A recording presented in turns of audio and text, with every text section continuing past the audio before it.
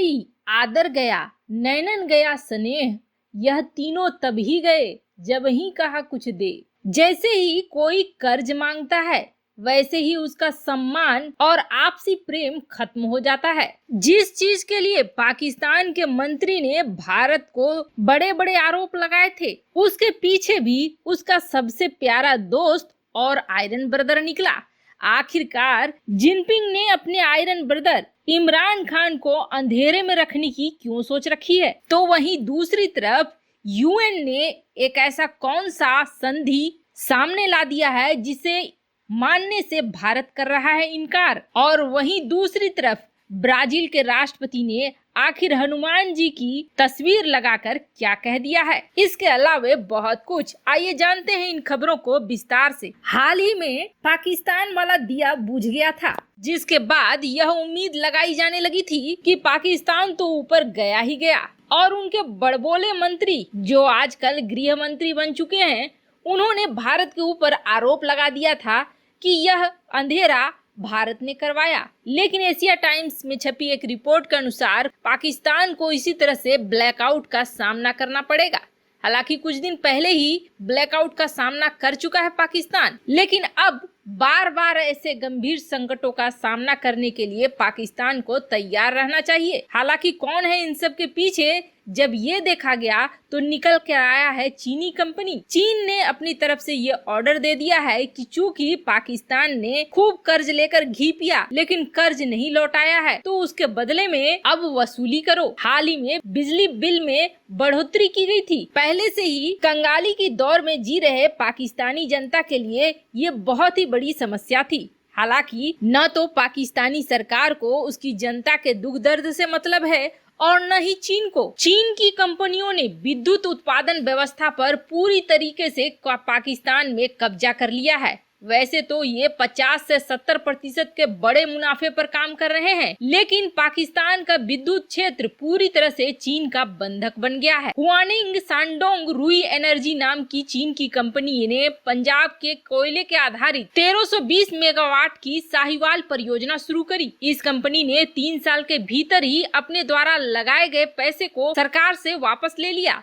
लेकिन फिर भी ये कहा जा रहा है कि यह परियोजना घाटे में ही चल रही है। कुल मिलाकर चीन पाकिस्तान के अंदर कई विद्युत परियोजनाएं चला रहा है और सबकी कमान अपने हाथ में रख रहा है। अब जहां भी उसे लगता है कि वहां से उसके पैसे ठीक ठाक नहीं पहुंचे, वहां वह ब्लैकआउट कर देता है। तो आने वाले समय में पाकिस्तान को तैयार रहना होगा अंधेरे में खिचड़ी खाने के लिए। वहीं दूसरी तरफ कुछ अंग्रेजी अखबारों में ये छप रहा था कि चूंकि ब्राजील भारत से बार बार निवेदन कर रहा है वैक्सीन के लिए और भारत समय पर नहीं दे पा रहा है, ऐसे में ब्राजील चीन की तरफ रुख कर रहा है। लेकिन उन अखबारों और उन लोगों के लिए एक बड़ी बुरी खबर है। भारत से भेजी गई कोरोना वैक्सीन की 20 लाख खुराक ब्राजील सरकार को मिल गई है। वैक्सीन की खुराक मिलने के बाद ब्राजील के राष्ट्रपति जेयर बोल्सोनारो ने खुशी का इजहार किया है और उन्होंने भगवान हनुमान की संजीवनी बूटी लेकर जाते हुए तस्वीर ट्वीट करके प्रधानमंत्री नरेंद्र मोदी और भारत का आभार जताया है। उन्होंने लिखा कि वैश्विक बाधा को दूर करने के प्रयासों में शामिल एक महान भागीदार को पाकर ब्राजील सम्मानित महसूस कर रहा है। भारत से ब्राजील वैक्सीन का निर्यात कर हमारी सहायता करने के लिए धन्यवाद। उन्होंने हिंदी में भी धन्यवाद लिखकर भारत के प्रति अपना समर्थन जताया है। देश दुनिया में न सिर्फ भारत की अच्छाइयाँ प्रसारित हो रही है, बल्कि अब भारतीय संस्कृति भी अपना जगह बना रही है। जहां लोगों ने नमस्ते को चुनना शुरू कर दिया, तो वहीं अब भारतीय देवी देवताओं को भी सम्मान देना शुरू कर दिया है। वहीं दूसरी तरफ सबसे बड़ी खबर निकल कर आ रही है यूएन से। जिस तरह की दुनिया में हालात चल रहे हैं, चीन हर तरफ अपने विस्तार को बढ़ावा देने में लगा हुआ है, तो रूस भी हथियारों की होड़ में लगा हुआ है और अमेरिका अपनी धुन में लगा हुआ है सुपर पावर बनने के चक्कर में। और जहां चीन पाकिस्तान के साथ मिलकर भारत को हुड़की देने की कोशिश कर रहा है, तो भारत भी अपने बचाव में हर रक्षात्मक उपाय करने को तैयार है। ऐसे में यूएन एक ऐसी संधि और एक ऐसा कानून लेकर आया है जिसको मानना बिल्कुल नामुमकिन सा है, क्योंकि दुनिया के हालात ऐसे नहीं है। अंतर्राष्ट्रीय राजनीति में इतना बड़ा बदलाव आ गया है कि यूएन के इस नियम को मानना ही बेकार है। वैसे यूएन के इस नियम को मानने से सीधे सीधे इनकार कर दिया है भारत ने, अमेरिका ने, चीन ने, रूस ने और नाटो के 30 देशों ने।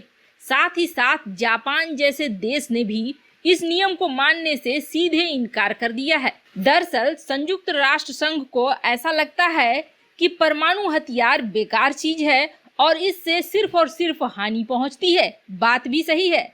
इसका सबसे बड़ा भुक्तभोगी जापान रहा है, लेकिन जापान ने इसका भुक्तभोगी होने के बावजूद संयुक्त राष्ट्र संघ के समर्थन में वोट नहीं दिया और इस कानून का विरोध किया। दरअसल इस कानून के तहत देशों से अपील की गई है कि वो परमाणु हथियार न रखें और जिनके पास ये हथियार हैं उनको नष्ट कर दें। ऐसे में क्या जिस तरह के हालात इस वक्त देश दुनिया के हैं, इस संधि का पालन हो पाना संभव है। इस संधि को वैसे तो संयुक्त राष्ट्र महासभा ने जुलाई 2017 में मंजूरी दी थी और उस वक्त 120 से अधिक देशों ने इसे स्वीकृति भी दे दी थी। लेकिन परमाणु हथियारों से लैस या जिसके पास इसके होने की संभावना है, वो देश कभी भी इस संधि का समर्थन नहीं कर रहे हैं।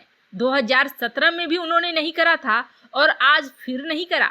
अमेरिका, रूस, ब्रिटेन, चीन, फ्रांस, भारत, पाकिस्तान, उत्तर कोरिया, इजराइल इस संधि का समर्थन कभी नहीं किया और न ही नाटो के 30 राष्ट्रों ने किया। उनकी तो छोड़िए, खुद जापान ने भी इस संधि का समर्थन नहीं करा है। अब इस संधि को फिर से लाने के लिए यूएन सामने आ गया है। वैसे तो 61 देश हैं जो अभी भी यूएन के साथ हैं इस संधि के लिए, लेकिन बाकी के देश इसे मानने से इनकार कर रहे हैं। वैसे शुक्रवार से इस अंतर्राष्ट्रीय कानून के माध्यम से जिन 61 देशों ने इसका अनुमोदन किया है, इन सभी देशों में परमाणु हथियार प्रतिबंधित हो जाएंगे।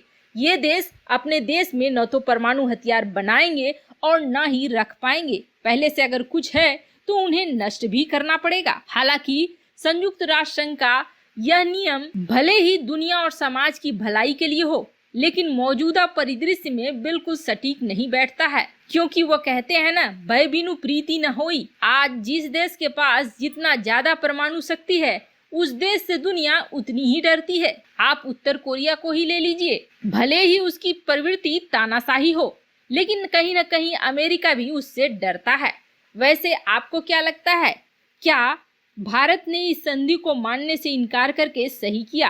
कमेंट कर अपनी राय जरूर बताएं। जल्द मिलते हैं अगले वीडियो में नई खबर के साथ।